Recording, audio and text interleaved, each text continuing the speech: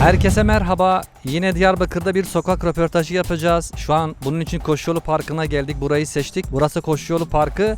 Aynı zamanda acil durum toplanma merkeziymiş. Bunu da yeni öğrendik biz. Siz de muhtemelen yeni öğrenmiş oldunuz. Diyarbakırlıları kastediyorum. Arkadaşlar bugün şu soruyu soracağız Diyarbakırlılara. Kürtçe eğitim istiyor musunuz? Ana dilde eğitim istiyor musunuz? Türkiye'de Kürtçe ile bir başka ifadeyle ana dilde eğitim hakkının verilmesini istiyor musunuz? Sorumuz bu. Şimdi röportajlarımıza başlayalım. Diyarbakırlı mısınız? Evet. Ana dilde eğitim hakkının, Kürtçe eğitim hakkının verilmesini ister misiniz? Onu tabii ki isterim ama bunun kimsenin vermesine gerek yok. Ana dili, ana sütü gibi haktır yani. Ana dilde eğitimin olması gereken, herkesin kendi dilinde konuşması gereken bir haktır. Bunu kimse tarafından verilmesi ya da hani şey olarak sunulması gibi bir şey yok. Benim dilim Kürtçedir. Kürtçe'de konuşabilmeliyim.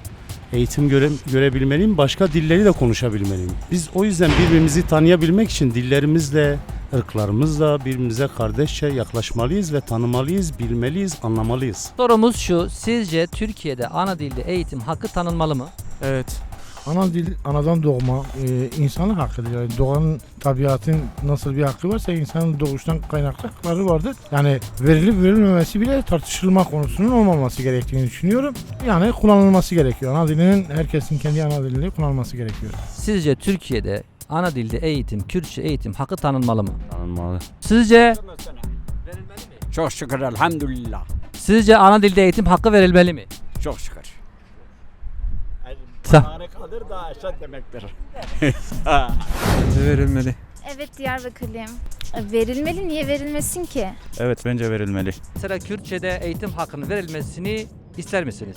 İstiyoruz. Olsa daha hoş olur, daha iyi olur. Bence verilmeli. Eğitim hakkı verilmeli mi? Verilmeli. Evet, çünkü Kürtçe konuşmayanlar da var, konuşanlar da var. Verilmeli. Verilmeli. Kesinlikle verilmeli çünkü zaten çoğu Kürtçe konuşuyor. Hani gerek halde biz de Kürtçe büyüdük bu Diyarbakır'da. Ben çoğu çocuktan Türkçe bile bilmiyor. Okula gidince yavaş yavaş öğreniyorlar. O yüzden bence ilk ana dilde konuşulması gerekiyor. Elbette verilmeli yani bu. Bana göre evet. Hakkını vermelidir ya. Bu ana dilimizdir. Verilmelidir. Yani verilmeli tabii ki. Yıllardan beri Güneydoğu'da da ana dilleri Kürt. Bunun da verilmeyi de hak ediyor. Hak ettiği için de verilmelidir yani. Ana dilde eğitim hakkı tanınmalı mıdır? Tabii tanınmalı. Ya şimdi tanınmalıdır gerçekine bakarsan. Her ırkın ana dilde eğitim hakkı kutsaldır, tanınmalıdır. Sence okullarda Kürtçe eğitim de olmalı mı? Olmalı. Ana dilde eğitim hakkı tanınmalı mı? Evet. Ana dilde eğitim hakkı verilmeli mi? Tabii temelimiz odur zaten. Kürtçe eğitim de olmalı mı? Evet. İnsanların en doğal hakkıdır. Dünyaya geldiğimizde biz kendi ana dilimizi seçmemişiz ki. Allah bizi bu şekilde Kürt olarak veya da Alman olarak, Arap olarak da yaratabilir ya da Türk olarak yaratabilirdi. Biz bu coğrafyada yüzyıllardır beraber yaşıyorsak bu bizim en doğal hakkımızdır. Bugünden değil, bu Mezopotamya'nın tarihinde var bu Kürtçe dili. Eski bir dildir. Bugün Türkçe nasıl eğitim alıyorsa, tabelalar nasıl Arapça yazıyorsa, Arapça eğitimleri nasıl varsa bence de Kürtçe eğitimin haktır yani. Röportajlarımızı bitirdik. Diyarbakırlara sorumuzu sorduk. Yaklaşık 100 kişiye röportaj teklifi verdik. Bu 100 kişiden yaklaşık 30 kişi sorumuza cevap verdi. Bizim gördüğümüz şey şu, cevap veren vermeyen herkes çok kararlı bir şekilde Türkiye'de Kürtçe ana dilde eğitim hakkını istiyor. Yani bize farklı gerekçelerle hani mimlenmek istemiyor, görünmek bilinmek istemiyorlar. Malum Türkiye hassas bir süreçten geçiyor. Bu yüzden bize cevap vermek istemeyen kişiler de bizimle yüz yüze sohbetlerinde kararlı bir şekilde, açık bir şekilde bu isteklerini ifade ettiler.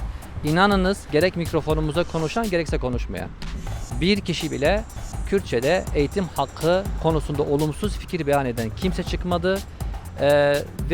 Verilen cevapları zaten sizinle de paylaştık. Bir dahaki sokak röportajımızda görüşmek üzere.